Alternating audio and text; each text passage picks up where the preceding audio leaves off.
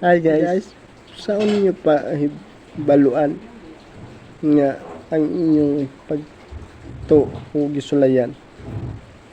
Guys, pasahon na to dre sa Santiago Kapitulo 1 versikulo 3. Santiago Kapitulo 1 versikulo 3. Kay himbaluan nga ang pagsulay sa inyong pagtuo nagbunga og pagpailo. Amen guys. Guys, siguro guys na may mga pagsulay guys kay atong pagtuo. Sulayan man jud guys og ingon sa verse magbunga og pagpailog.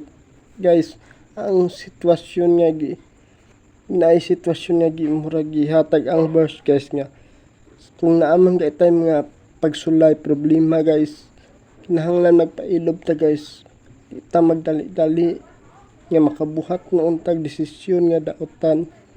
O guys, sa pa ato lang iampo guys nga masulbad sa tarong nga naka sa kabubuton sa Ginoo guys.